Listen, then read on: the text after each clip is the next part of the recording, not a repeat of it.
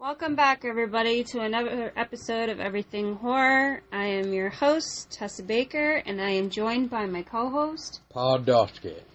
And this episode is definitely for the drinking age.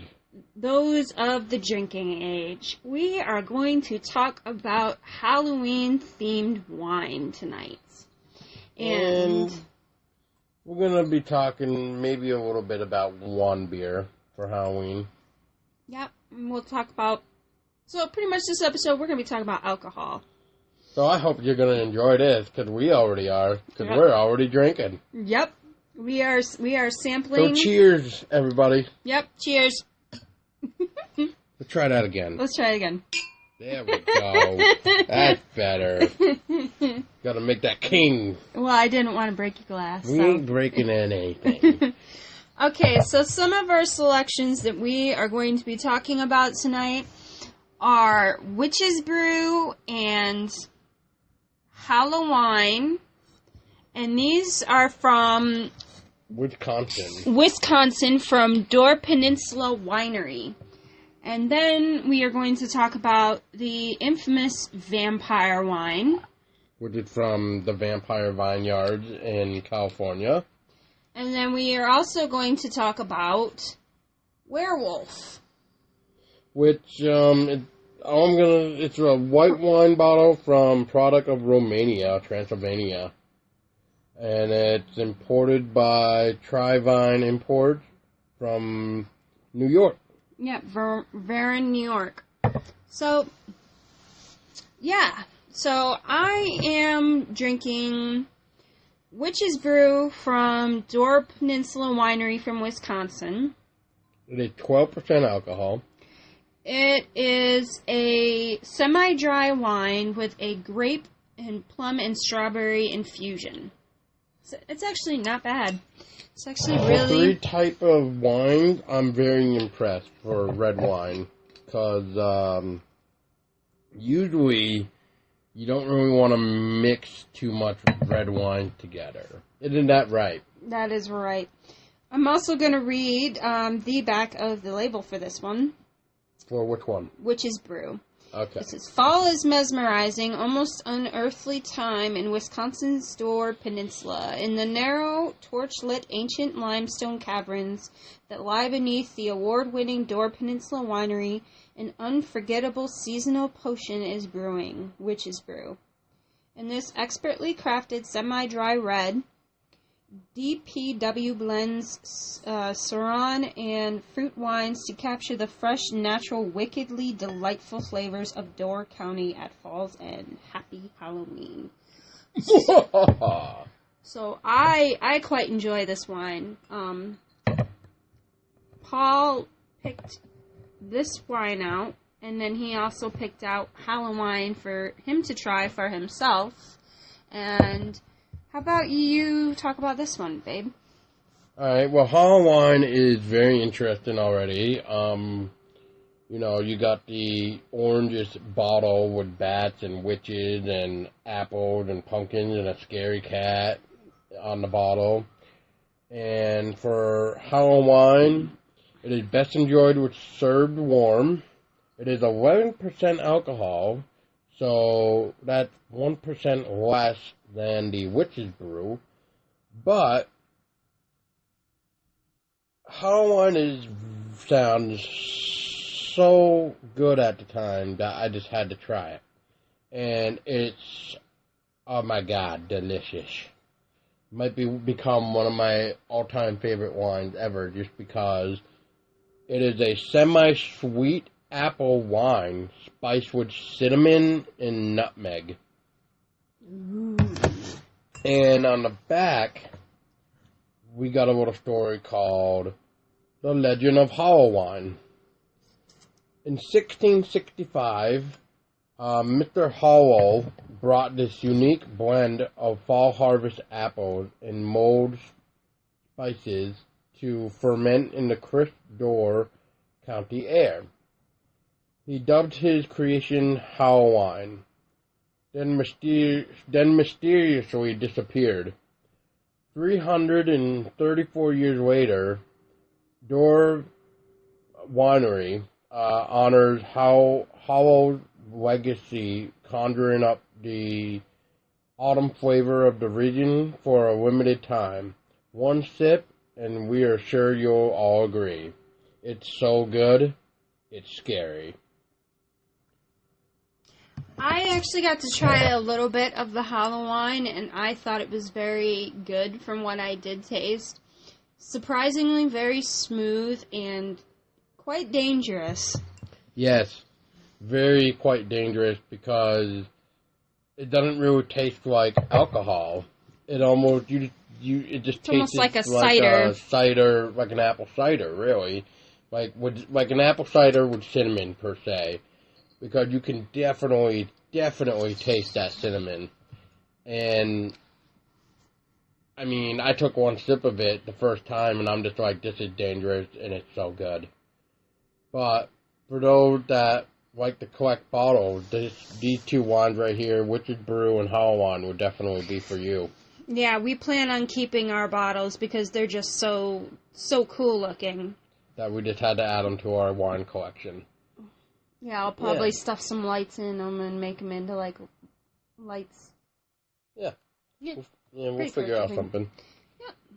Yeah. So what's next?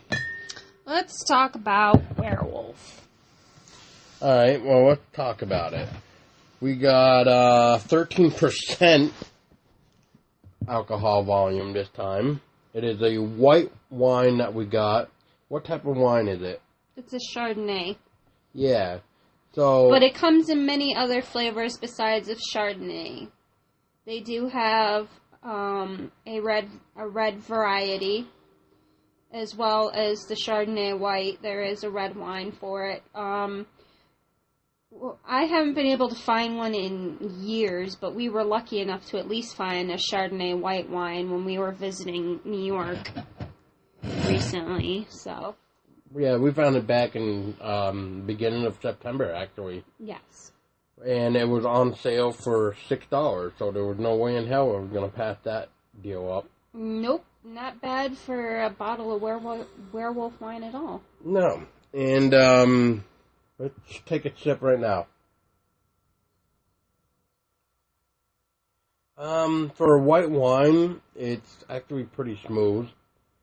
And not as bitter as most people would probably think it is, but it's actually got a nice little taste to it, surprisingly. There's also a story thing on the back of Werewolf bottle. And what does that say?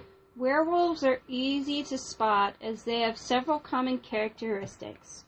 Red hair, eyebrows that join in the middle, index and middle fingers that are the same length,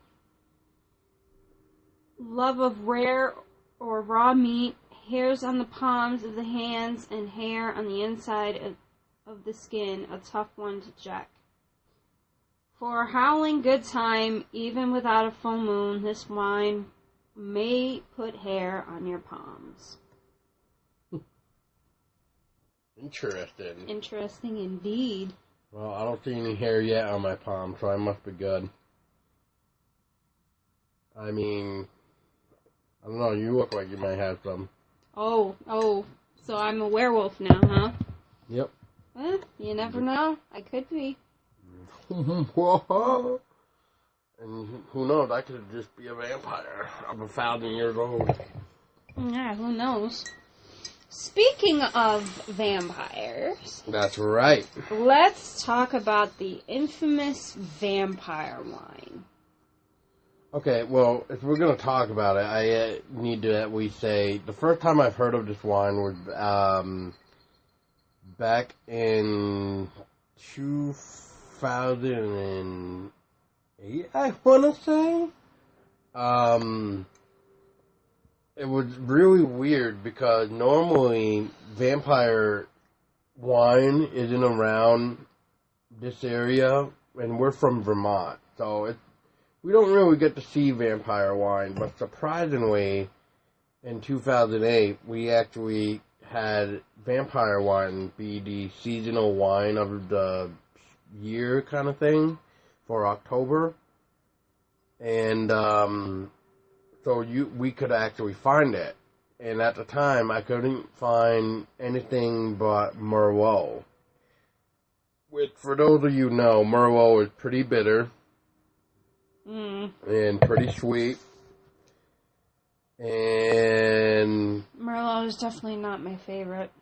it's not mine either. Oh, If no. I had to pick a red wine for vampire, it would be Pinot Noir. Yeah. That bottle would be gone by a weekend. So, and I've already proven it to myself that it would be gone in a weekend. But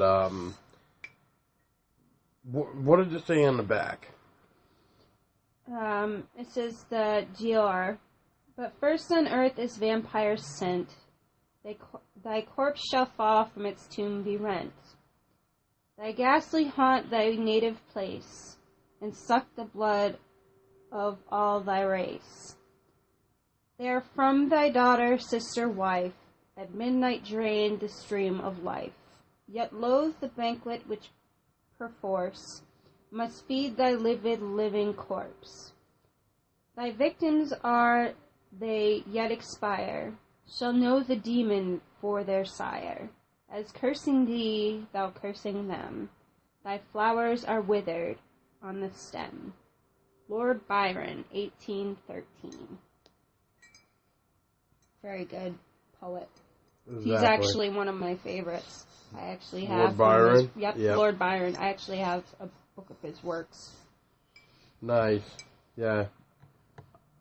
I mean, you can't go wrong with vampire wine anyway, but from what I've drank from vampire wine, I've even tried their white wine too, and I still have to go with either Pinot Noir or Vampire Red, which I don't know if you even gotten a chance to try that Yeah, yet. the Vampire Red, yes I have. Yes, Remember you did. you had me try it once and I was like, Oh yeah, that's yes. We forgot to drink the bottle that I have for my birthday, but that's okay. We'll make it up. Yeah, we can drink it this following Halloween. week. Or something. Or Halloween, yep. Yep. Which vampire wine is 13.5% alcohol. Vampire Red, I kind of forget what the percentage of that is, but I know Pinot Noir Vampire, I believe, is like 12%. And my original bottle of Merlot is even up there too, but I can't remember for sure. You definitely know. Let's see. You definitely know that Vampire had changed from 2008 to now anyway. Because if you look at like a 2008 bottle and a 2013 bottle of Merlot, it's definitely different. And I don't know. I'm still trying to figure out why Vampire Wine isn't even here in Vermont. Because that shit would always be off the shelf just by me buying it. Stock up. I would stock up on Pinot Noir. I mean, geez, But, what do you think of Vampire Wine? Especially now that they came out with like vampire coffins now with your wine, and now vampire capes. I think it's kind of neat how they can box your wine up in a coffin-shaped box. The vampire capes are kind of comical, I think. They're kind of funny. But I think it's a neat idea that they can box your wine up in a coffin-shaped box, considering it's called vampire wine. I've had the Pinot Noir of the Vampire and the Vampire Red. And I actually like both of them. I'm not a Merlot person, so I really don't drink Merlot wine, but I did like the Red and the Pinot Noir of the Vampire. I used to be a fruity wine kind of person, but I've kind of grown into a semi-dry wine connoisseur. So another wine that we are going to talk about is called Seven Moons, and it is a red blend, and it's from California, and it's a 2015 aged bottle. The alcohol content in this wine is 13.5% volume. Seven Moons Red Blend celebrates the phases of the moon by combining 7 grape varietals into a smooth, fruity, easy-to-drink wine. Uncork the bottle, pour a glass, and find connection in the moonlight. The 7 wines that they put in this is a Syrah, a Merlot, a Petite Syrah, a Zinfandel, a Cabernet, a Sauvignon, Malbec, and a Grenache. And it's actually pretty damn good. Paul and I pretty much drank this, whole bottle. Within, a weekend. Within, a weekend. Going back to Vampire, Vampire Red. Yeah, the Vampire Red. It's a 2014. And it's another 13.5 alcohol content. It's a California red wine. Since 1988, we've been making our wines available to the outside world, and we must say that this cuvée is one of our favorites of all time. Made from a delicious blend of mystical grapes, this blend of flavors creates a vampiric delight that will keep you longing forevermore. And if anybody is interested in, I would say, acquiring a bottle, you can visit the site at vampire.com. Seven Moons, we found Seven Moons in Price Chopper. For $10. For $10. Not bad for $10. Werewolf we found in Monahan's in Glens Falls, New York. And Witch's Brew and Halloween Paul had ordered online, I believe. Where did you get the Halloween and the Witch's Brew from online? Online. Yeah? Do you remember where you got it from or no? Yeah, the door. The Door Peninsula Winery. So it would be www.dcwine.com for both the Halloween and the Witch's Brew. Yep. What was the beer that you wanted to talk about? Samuel Adams Oktoberfest. We can't forget about that. Oh, yes. We cannot forget about Samuel Adams Oktoberfest. The beer that, as soon as it goes into style, you have to have. Yep, because otherwise it just isn't an Oktoberfest. Yeah. Waka waka. No, but I mean, I never really tried Oktoberfest until one night at where was it? Applebee's, and I'm just like, oh my god, this is actually really good. Oh, was it when I was on the date with you and your mom? Yes. Yeah. Yeah, that's right. Yep, it was when we were all on a double date, I guess. You, me, with my mom and her boyfriend. And our upstairs tenant's son. But anyways. But yeah. I mean, like I said, I think we can all agree that once Oktoberfest from Samuel Adams comes out, you just need to pile up your fridge because that shit is good. Yeah, speaking of which, we probably should order more Halloween. Yeah, could have that fucking wine stopper. So there was a little bit of an incident yesterday morning. Upon getting up in the morning and getting ready to make breakfast for Paul and I had discovered Paul's Wolf wine stopper in the sink. Now, I clearly remember putting the wine stopper on the bottle of hollow wine, which we had opened. Yep, and I remember you putting it on the table, and I took it from the table and put it on our wine rack. And it was corked with the wine corked. stopper. So Yes. I discovered the wine stopper in the sink, and I had looked up at the shelf, and I had noticed that the bottle had spilled almost all the the wine from hollow wine, and I was pissed. Oh, he was so furious because he had maybe Just one glass. one glass out of that bottle, and I had a swig.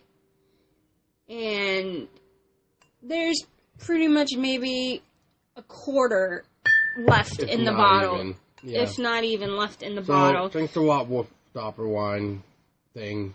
Wine stopper, yeah. So now we have a totally different wine stopper on our bottle. Sugar skull. Yep, sugar skull. So Paul is going to have to order more of his hollow wine because he didn't really get to enjoy it. Nope.